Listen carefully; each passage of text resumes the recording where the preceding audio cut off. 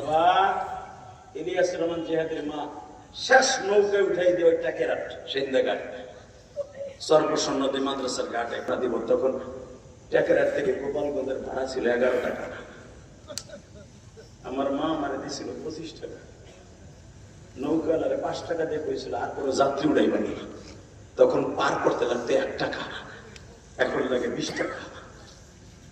1 টাকা দিয়ে কইছিল, 5 টাকা দিয়ে কইছিল 5 জন যাত্রী নিবেন, আমার ইলিয়াস রেখা লয়ে যাবা। আমার মা খেওয়া নৌকায় বারবার হাত ইশারা দিয়ে বলছিল ইলিয়াস রে বিপদে পড়লে আল্লাহরে ডাকবি, আর কেউ রে ডাকবি না। ওইটাই আমার মার সাথে জীবনের শেষ দেখা। আমি আর ওই দরদিরে ডাক দিতে পারিনি বাপ। এমন লোক এখানে আছে মায়ের রাইখা এই পদ্মা নদীর পাড়ি দিয়ে ঢাকায় গেছিলেন ব্যবসা করে লেগে হারাইয়া মায়েরে পান নাই, ডাক দিতে মায়েরে পান নাই। ওই দরদি একবার হারাই ফেললে আর কোনোদিন পাইবে না।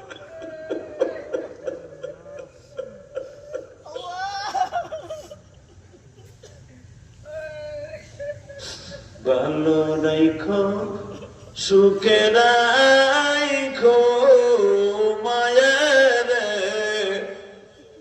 আমার মায়ে কেমন আছেন কবরে। আল্লাহ দেখো যারা কান্দে এদের মারে মাফ করে দিতে পারবো না, দেও দেও আল্লাহ মাফ করে দেও না। আল্লাহ আল্লাহ আজকে নভেম্বরের 60 তারিখ, দেও না মাফ করে। আল্লাহ দেখো আমার